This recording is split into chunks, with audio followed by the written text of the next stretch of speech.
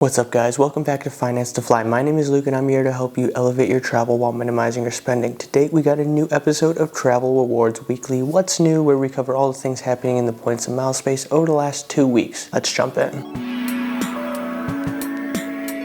First things first, we've got a couple new sign-up bonuses. The first ones are going to be on United business cards. They're going to both be offering the same offer, 100,000 miles and 2,000 PQPs after $5,000 spent in the first 3 months. Both these cards are pretty good overall. These are not the best offers we've seen. We've seen 125 and 150,000 points at one point last year when the card just launched. Do I think it's worth it to get a business card in United's flavors? Well, yes, there's some perks to holding both of them, as if you hold a business card and a personal card, you'll get 5,000 miles bonus per anniversary if you hold both of them. And then of course you'll get just more perks with United and more credits to earn. The only downside is though that these do come with annual fees and they're pretty high, $150 and $695. If I were to go with one, I would go with the $150 one just because that annual fee is waived the first year. Next up, Southwest also increased all their card offerings. On the personal side, you have all 1, 2, and 3. Low annual fee to high annual fee, you're going to have 20, 30, and 40,000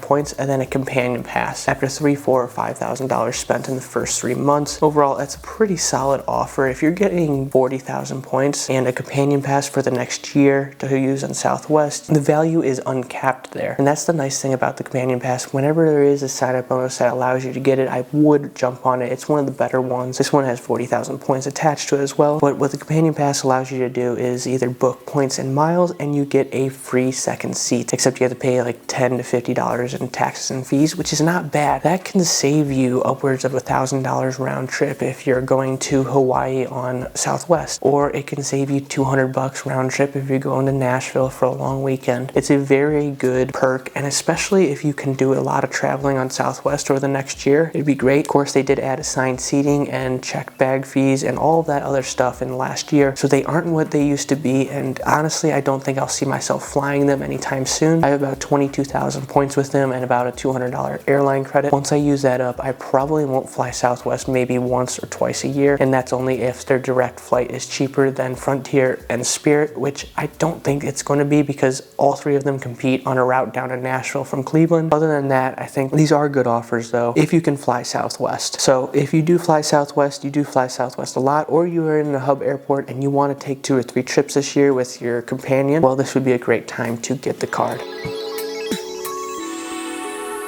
Moving on to some transfer bonuses, and last but not least actually transfer bonuses, because there's not a lot of news that happened in the last 2 weeks. Just these transfer bonuses, sign-up bonuses, that's about it. But for transfer bonuses, you'll get 30% to Japan Airlines from Capital One, and that is until February 28th. You're going to get 50% from Chase to Marriott until February 28th, and then 40% from Chase to Virgin Atlantic until February 28th. All 3 of these offers are pretty high, 30, 40, and 50%. The only one that I would probably stay away from is the Marriott one, just because you can get more value out of your Chase points in the travel portal than probably transferring to Marriott, unless you need to top up maybe 10 or 15,000 points. The Japan Airlines one is pretty good. I think you can get one-way business class tickets over to Japan from the US for like 50 or 60,000 miles. I haven't really looked into that program yet. From what I heard, if you can find award space on there, it's pretty good. And then of course you have the 40% Virgin Atlantic. I like that Chase continues to up it to 40% instead of 20 or 30% over here. Virgin Atlantic has some solid award deals. I know you can get from US to Europe in economy class for like 6,000 points one way if you can find their Sabre award rate, and that's using this transfer bonus. So overall, I think it's a pretty good opportunity to take with those Chase points. If you're looking to go to Europe, I would transfer them over to Virgin. If you're looking to go to Japan, I would use them to Japan Airlines. And of course, if you have an extra 10 to 15,000 point need to like stack a 5-night free award, Marriott, that's what I would use that transfer bonus for. But other than that, wrapping things up, I want to hear your thoughts. What are your thoughts on the United sign-up bonuses? What are your thoughts on the Southwest sign-up bonuses? And then what are your thoughts on all the transfer bonuses? Let me know down in the comments below, and if you could hit that like and subscribe button, it would be greatly appreciated. Until next time, have a great day.